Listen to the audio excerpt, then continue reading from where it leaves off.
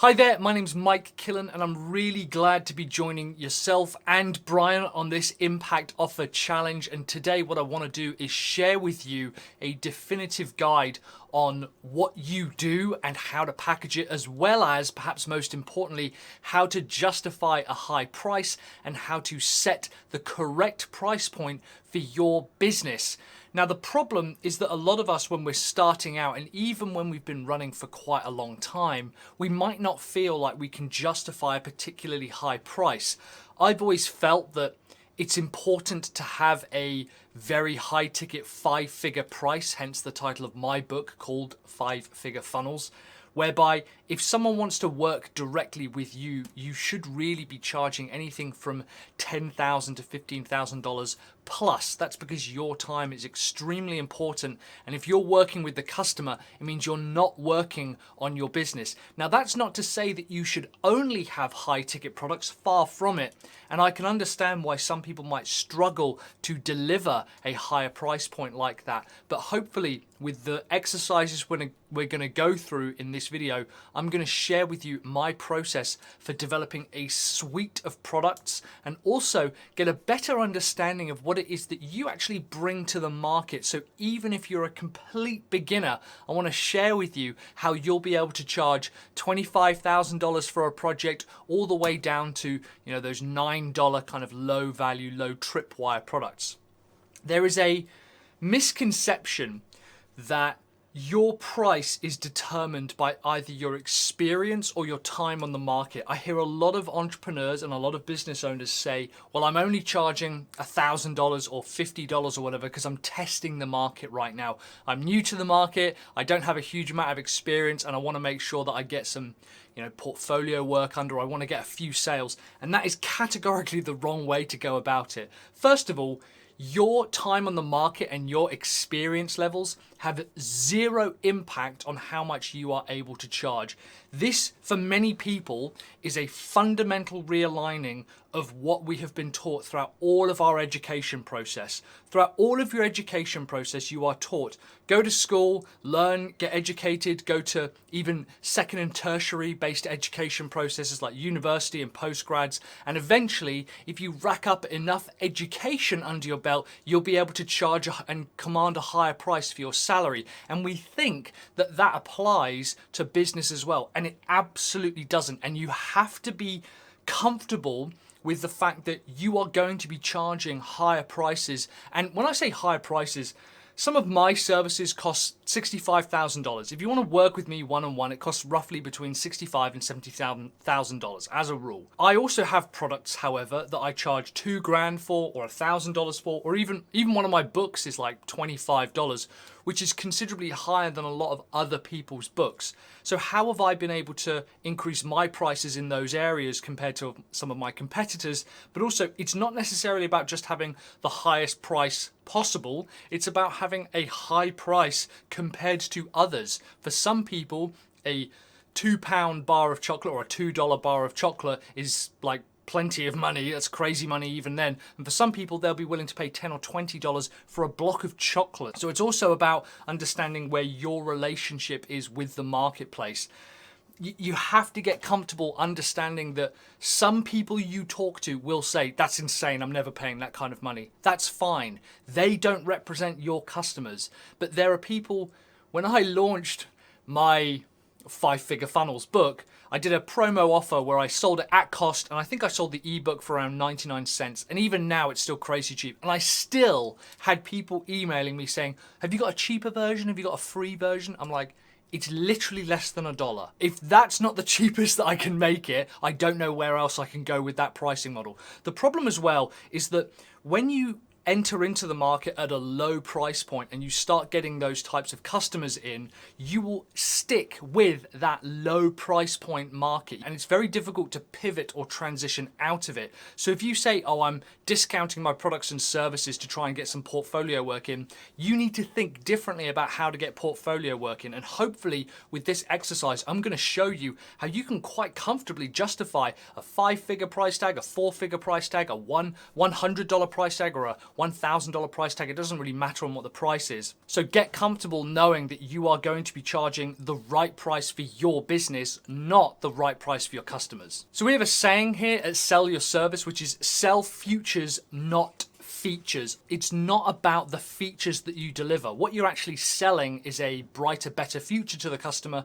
not the individual features. So when you're selling anything or providing any kind of product, what you're really doing is developing that future for them. And the reason this is important is because when we're looking at pricing and what we offer, we need to look at transformation. Namely, as I've talked about previously, we've talked about the idea of having specificity, so making sure that you're specific in your offer. You also want to make sure you have enthusiasm and the transformation gap. Now, these three things ultimately make up a justification of why you can increase your prices or demand any kind of price you want.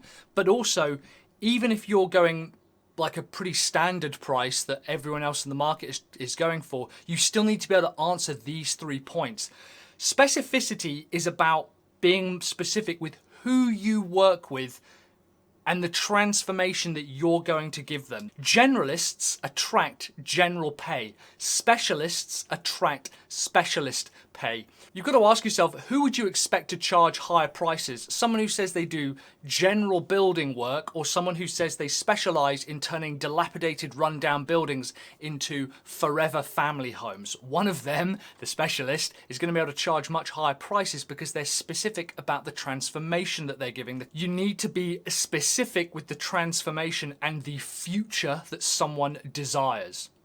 I've often said it's more important about who you work with, not what you do, especially when it comes to the transformation, because we want to address the transformation gap that people go on. A gap from this distance to this distance is not as valuable as a gap from this distance over here. If you think about someone who wants to lose £5 or £50, that larger transformation is what someone is going to be willing to pay more for. It's not about how much work you do. This is another massive misconception. It's not about how much work you put into the customer or the amount of features that you deliver. It's about the level of the transformation you take the customer on. If you can understand what that transformation is and what the transformation is that they desire, the larger the transformation gap, the larger the status change, the bigger the thing that they're going to become. And if you can understand what that status is that they want to become, then you're winning. Your business basically wins because you've understand the fundamental reason of why people buy. It's to change their status. And finally, we have enthusiasm. Enthusiasm is vastly underrated as a selling tactic and also as a pricing tactic. Enthusiasm will define what you do more than you realize. You not only have to love what you do, so you have to love the specificity in what you do, but you also have to love the transformation that you take people on. We constantly hear about entrepreneurs who set up businesses and they lose their passion for the business. It's because they either don't care about the service or the product that they're delivering, they don't care about the specificity, or they don't care about the transformation, or they don't care about both. You need to be enthusiastic. First of all, you absolutely have to love what you do. And the reason for this is because human beings will only respond as enthusiastically as the most enthusiastic person in the room. It's a bit like a movie. The reason that all the characters on screen are kind of always experiencing the most extreme of emotions is because the audience can only be as scared as the least scared member of the team. So if your enthusiasm level is here, the customer can only get up to here with enthusiasm. If your enthusiasm level is here, your customer can reach this level. And sometimes you have to push it to that kind of 110, 120% mark of enthusiasm just to get them up to around 70 to 80% worth of enthused. It also shows them that you're externally validating the thing that they want to become. Human beings are very funny like that, in that if you're really enthusiastic about the transformation that they want to go on, they become externally validated by this and they go, oh, it's okay to want to become this. It's okay to want to go on this journey. And sometimes they might not even admit that they have a problem wanting to go on this change. But if you're showing them, hey, I'm really stoked that you want to go on this journey. I can't wait to get there with you. Let's make sure we can get there together. together, they're going to feel more encouraged because they're saying, well, someone else believes that I can go on this journey and that it's worthwhile and that it has value. So people get excited when you're excited. And finally, enthusiasm adds about 10 IQ points. If you want to see someone seem really smart about a topic, what you want to do is become really enthusiastic about it. And as soon as you become enthusiastic about it, people assume you know a lot more. Enthusiasm is like 90% of credibility. If you're super stoked to talk about a subject and a delivery process and the transformation that you take people on and the products and services and your customers and who you work with, that's going to make you look like more of an authority in your space than any of your competitors because they will be afraid to show enthusiasm. Now, I'm going to presume by this point that you know roughly what it is that you want to deliver to the customer. And a big problem when we're exploring different options within our business is we get this overwhelming feeling of imposter syndrome. When it comes to justifying a higher price, in fact, when it comes to justifying any price, if someone was to say, well, why is this online course worth $100 and this one's worth $47? Or why is this course worth $2,000 and this one's only worth $100? When it comes to justifying those types of prices, we have these feelings of imposter syndrome begin to creep into the back of our brain. And it's a bit of a self-limiting belief. And even with a specific transformation and we're really enthusiastic about the product, we might get bogged down and disheartened thinking about all the other people out there. And I often look at the people who I look up to, like the Ryan Dices of the world, and I think, how could I ever possibly compete with them? What we then think is, well, they've been on the market a lot longer than me, they're more experienced, so therefore they can charge more than me. And I'm going to prove to you categorically that your time on the market and your experience levels have got nothing to do with how much you charge and how much value you bring to the market. Because remember, when someone gives you some money, they presume that the money they're giving you is worth less than the value they're getting from you in return. They presume that, yeah, I've got $600, but this is actually a good thing for me to get rid of. If I get rid of this $600 towards this particular person, they're going to give me something which is worth infinitely more than that $600. And that has nothing to do with your experience levels. That's entirely based on their experience levels and their desires. So what I want to do is I want you to draw out a pyramid a bit like this. And as you can see, I haven't done a particularly good job, but that doesn't matter. And what I want you to do is number it 1 to 7 going up. So we're going to have 1, 2, 3, 4, 5, 6, and 7. And each one of these kind of numbers represents a level on the pyramid. And as you can see, the higher up we go, the smaller the surface area is. So number 7 has a smaller surface area. Number 1 has the largest surface area. And what I want you to do is rank yourself. Think about all the things you're delivering in the broadest possible sense. If we say it's digital marketing, weight loss, gardening, learning how to program, learning how to podcast, doesn't matter what it is. Just take your general overall subject. In my case, it would be marketing, in a very broad sense. And I also want you to think about your niche a little bit. Now, typically I work with agency owners and funnel builders, and I want to rate myself, so I want you to now rate yourself on a scale of 1 to 7. Where is your experience level? 1 being the lowest, like, and remember, you've got 0 as well. So that's basically a total noob, someone who knows literally nothing. 7 is basically the 6-figure keynote speaker. Yeah, so that's like your Ryan Dices of the world. Although that's my perception. Obviously, they look up to people as well. And what I want you to do is rank yourself on one of those numbers. And I'll give you a couple of seconds to do that. You can pause the video. There we go. And when you come back, what I want you to do is have circled one of the numbers. And here's what happens. Let's say that you believe you are a 3. Let's say that you've circled yourself as a 3.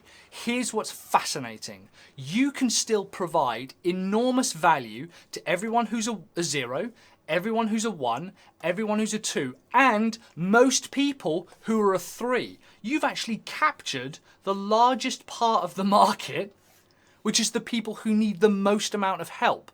The funny thing is that there actually isn't a huge amount of money in the area of being an expert. There's not a huge amount that you can give to someone who is already an expert. They have to be a beginner in something else.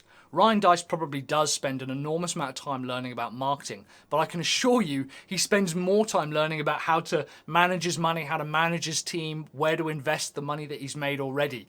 you can provide enormous levels of value regardless of how much you think you know or what your experience levels are. This is so important to understand, because no matter where you rank yourself, there are always the largest portion of the market underneath you. So this is critical to understand, that even if you said you were a 4, sometimes maybe a 5, rarely I've done this exercise, people consider themselves a 6 or a 7, that's quite rare. If you do, great. If you are literally the world's foremost expert on your topic and you've got books and you've got articles and you're quoted constantly, fantastic. That means that you are at the top and you have, the largest segment of the market is underneath you. And remember, don't forget this 0 down here as well. So that's the first exercise that I want you to do, is understand your scale on 1 to 7 that you can provide the most amount of value to anyone else underneath you. And this final exercise that I want to wrap up with is something that I call the 25K drop. Now, most people have zero idea how much they should set their prices for, and this exercise takes all of the guesswork out of that. It's a little bit scary, but I need you to bear with me, and what you'll find is that you'll come away with an entire product suite at all kinds of different price points. There's a bit of a misconception in my audience and my community and anyone who knows me that I think everyone should charge 25K for everything. It's like, oh, you want to write a book? Charge $25,000 for it. Oh, you want to do personal training with people? Charge $25,000 for it. And that's not entirely true. What I actually believe is that all your products and services should be profitable. The problem is that most people are doing $25,000 worth of work for their customers, but they're only charging $2,000 to $5,000. That's not profitable. So yes, your customers might only have $5,000. That's fine. You need to give them a $5,000 product then. You shouldn't be giving them $25,000 worth of product for $5,000. And here's how we're going to run through this. So first of all, if the idea of charging $25,000 seems like so far beyond anything that you could do, that's fine. I want you to stick with this. If you think, well, I regularly charge $25,000, then this needs to be a $250,000 drop. So here's what's going to happen. I'm going to put $25,000 into your bank account. I'm going to do it tomorrow. You're going to wake up and there's going to be $25,000 in your bank account. And I want you to tell me, how are you going to deliver $25,000 worth of value to me? You can't return it. You can't give it to somebody else. You can't just keep it and run off with it. You have to give me $25,000 worth of stuff. And so I want you to list out all of the things that you would deliver to me for that price point. Now, I don't know what it is you're doing. You could be doing anything from website design to coaching, to teaching people how to build better gardens, learning the piano, learning to code. I've got no idea. But someone gives you $25,000 and you might have to sit there and think about it for a little bit and say, what is it that I'm going to deliver to this particular person? Maybe you think, well, for $25,000, they will get 1 year's worth of weekly calls, okay, with me. Maybe I will build them the first version of what it is they're going to do. Maybe we do a 1 week intense program.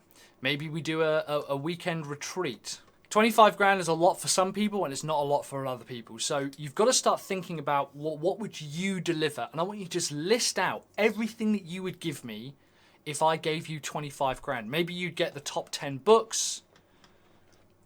Maybe they'd get a call from you in the morning and the evening. Maybe they get a group coaching program where you'd set them all together. Don't worry about how absurd it sounds. A lot of people do like gardening courses or courses on how to cook, like cooking courses. Don't worry about, you think, well, I don't know anyone who's doing a $25,000 course. Don't worry about that. Just go nuts. Just go completely wild and free. Let your emotion run riot and write out all the different things that you would give someone for $25,000. What would they give you, or what would you give them for $25,000? Maybe you'd write them a custom plan, custom report. Just go nuts. Just list out absolutely everything. And again, if you're struggling with this, good, because that's the point. Now, the second customer comes along, and the second customer only has $10,000. Now I want you to go back over that list, everything that you've built for the $25,000 customer, so that's for them, and I want you to say, well, what would I give someone for $10,000? Bit too thick that. What would they get? And maybe you think, well, actually, they would probably still get the yearly calls. I'd build the thing for them and I'd send them 10 books, but they wouldn't get the weekend retreat and I wouldn't do a week's worth of intensive programming with them. And what we're going to do is we're going to move down this value ladder. We're going to do 25,000, we're going to do 10,000, we're going to do a $5,000 product. We're going to do a $3,000 product, a 2,000, a 1,000, 500, 100, and let's say 10. Now, these are not like set in stone prices, and also, as I mentioned before, specificity wins. So it shouldn't be $3,000, it should be $2,943. That's how much that program should cost. And then you're going to say, well, what would I give them for $2,000? And you say, for $2,000, I would give them maybe just the year of weekly calls. For $500, maybe they'd get just the 10 books. So you're going to go through this list of everything you've built in the $25,000 drop, hence I've dropped 25 grand on you, and you're going to go through this process and start crossing things off that you're not going to deliver. Now, if you go to my YouTube channel, which is youtube.com/sellyourservice or sellyourservice.co.uk/YouTube, that'll redirect you there, or go to our blog at sellyourservice.co.uk/blog. I go through some more of these pricing exercises because the next stage from this is to then figure out, well, how much does all of this cost you? And what most people do is they again try to over deliver. And you then want to think, well, how much would this 1 week's worth of intense work cost me? How much would a weekend retreat cost me? And you want to then start working backwards and saying, actually, I can't deliver 10 books even to the 25k customer because that's eating into my profit margin. As a very vague rule, you want to do a 30-30 split, whereby 30% is costs, 30% is profit, and 30% is overheads. As a vague rule, that's a very vague rule. So you basically want to make sure that your business can run on 30% of the 25k and that the costs of delivery are 30% of the 25k, which is roughly $8,500, something along those lines. I hope this was helpful and useful. Like I said, these are a couple of really quick exercises you can use to start understanding what it is that you bring to the market. So the first thing is understanding